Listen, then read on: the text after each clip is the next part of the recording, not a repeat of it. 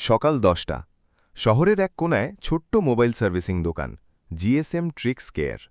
দোকানের মালিক রাকিব, বয়স 28, কিন্তু হাতে কাজ যেন 10 বছরের অভিজ্ঞ টেকনিশিয়ানের মতো। হঠাৎ এক লোক দৌড়ে দোকানে ঢুকল।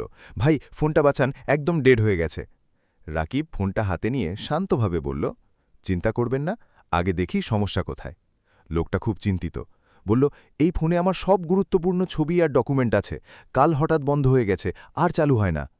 রাকিব ফোনটা চার্জারে লাগাল, কোনো রেসপন্স নেই। পাওয়ার বাটন চাপল, নীরব। সে হালকা হাসল। ঠিক আছে, এখন আসল কাজ শুরু। Visual check. ফোন খুলে দেখে বোর্ডে হালকা কালচে দাগ। মনে হচ্ছে শর্ট সার্কিট হয়েছে। পাওয়ার লাইন টেস্ট। মাল্টিমিটার দিয়ে চেক করে দেখে ভি-ব্যাট লাইনে শর্ট। এইটাই সমস্যা। লোকটা ভয় পেয়ে বলল, মানে ঠিক হবে তো? হবে, তবে একটু সময় লাগবে। Component isolation.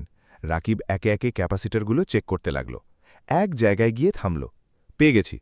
একটা ছোট্ট ক্যাপাসিটার শর্ট করে রেখেছে পুরো লাইন। রিপ্লেসমেন্ট। সে সাবধানে হট এয়ার দিয়ে ক্যাপাসিটারটা খুলে নতুন একটা লাগালো। এরপর আবার পাওয়ার সাপ্লাই দিয়ে চেক করল।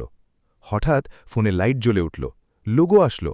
লোকটা অবাক হয়ে বলল, ওহ, চালু হয়ে গেছে। রাকিব হাসল। এখনও পুরো কাজ শেষ না, সফটওয়্যারও চেক করতে হবে। সফটওয়্যার ও টেস্টিং। ফোন চালু করে সব ফাংশন চেক করল, নেটওয়ার্ক, ক্যামেরা, চার্জিং সব ঠিক। শেষে ফোনটা হাতে দিয়ে বলল, এই নিন, এখন একদম ঠিক আছে। লোকটার চোখে পানি চলে এলো। ভাই, আপনি না থাকলে আমার সব ডেটা শেষ হয়ে যেত। রাকিব হালকা হেসে বলল, এটাই তো আমাদের কাজ, ডেড জিনিসে আবার প্রাণ ফিরিয়ে দেওয়া। একটা ডেড ফোন শুধু একটা ডিভাইস না, অনেক সময় মানুষের স্মৃতি, গুরুত্বপূর্ণ তথ্য, সব কিছুর ভাণ্ডার। আর একজন দক্ষ টেকনিশিয়ান শুধু ফোন ঠিক করে না, সে মানুষের চিন্তাও দূর করে।